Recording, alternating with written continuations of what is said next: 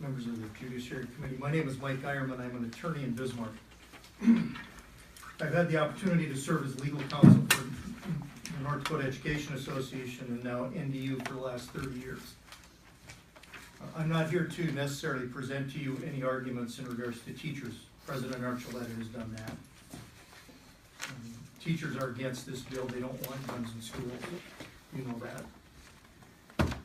But I'm here to give you a different perspective, and I was unable to testify in the House because there was just too much testimony, and so I wanted to make sure that I got in here in the Senate. Besides representing teachers, I represent police officers. I represent the North Dakota Fraternal Order of Police. In 2001, I was approached by two Bismarck police officers, Bob Benson and Steve Kenner, to become the lawyer for the North Dakota Fraternal Order of Police and to represent police officers who were involved in shootings. Since 2001, I have represented 30 different officers who have been involved in shootings in North Dakota. Some of them fatal, some of them missed, some of them wounded the other individual. But that's a lot over time, and what I got to observe from those instances, and I get to these officers sometimes within a couple of hours of them shooting another individual. You need to understand there's a fundamental difference between the individual who wants to be an first armed responder and a police officer or law enforcement officer. Law enforcement officers don't ever want to be in a situation where they have to use their gun. This individual does. He wants to be that guy. He wants to be in front. He wants to be in that position. Law enforcement officers don't.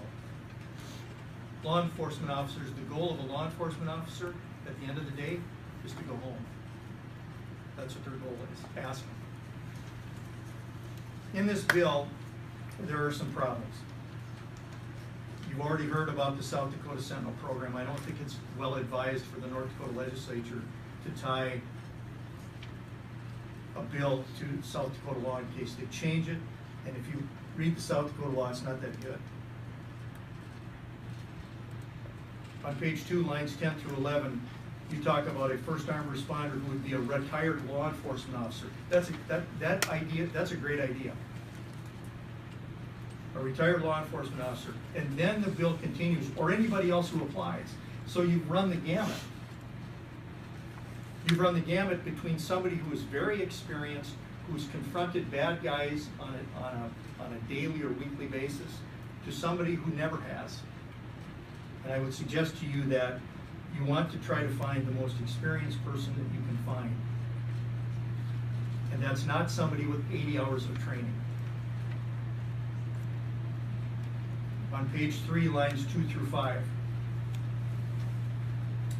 It says, pursuant to this provision, the school board shall inform local law enforcement in writing of the name of the authorized individual who participates in the program. Well, that's a good idea too. Why wouldn't you go further and tell the teachers and the staff who is the first armed responder? Why wouldn't you do that? So let's say there's an incident and a teacher looks out the window of their classroom door and they see their neighbor going down the hallway, and they walk out and say, "Hey, Tom," and he's the shooter.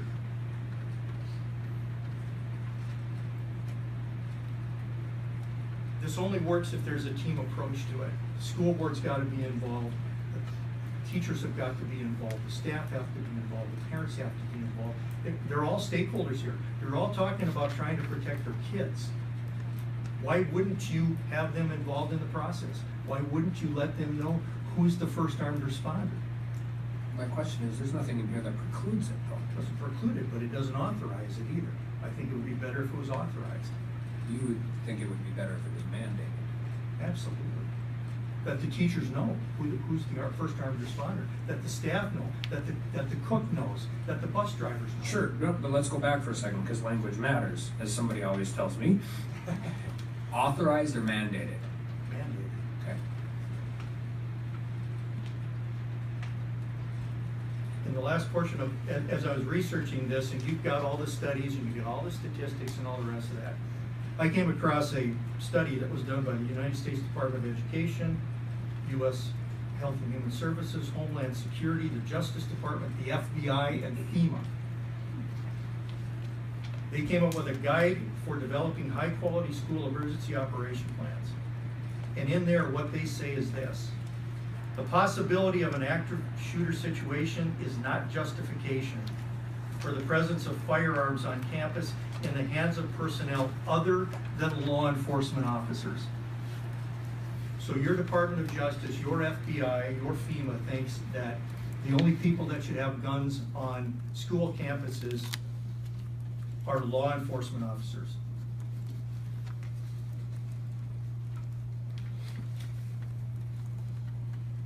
Situations, the 30 situations that I've been involved in representing officers who have shot individuals are incredibly confusing. They happen at a speed and with stress that I cannot imagine. In one of the first in one of the first shootings I was ever involved in, there were 4 officers who surrounded a guy. They were 6 to 8 feet away from him. They shot at him 11 times and they only hit him twice. That in Belfield? No, that was not in Belfield. Because we were in that one together too, and that's almost the same identical scenario. You and I represented various shooters in a situation in Belfield. This was not in Belfield. But a situation, one of the first situations I was involved in, Mr. Chairman, they weren't any farther away from the shooter than you and I were. There were 4 cops, experienced law enforcement officers. They shot at him 11 times, they only hit him twice. That means that they missed 9 times. Here's what I want you to understand and what I want you to think about. Everybody's in favor of school safety. Everybody's in favor of making our kids safe. Somebody with 80 hours of training who now has a gun in a school, who you want to put in a position which is secondary to combat. Can you think of a situation that is more stressful, besides combat, than facing off with an individual who's got a gun and intent, and you want to give him 80 hours of training? Make him a retired law enforcement officer, make him an experienced law enforcement officer. I just think 80 hours isn't enough. Mr. Chairman, I'll stand for any questions.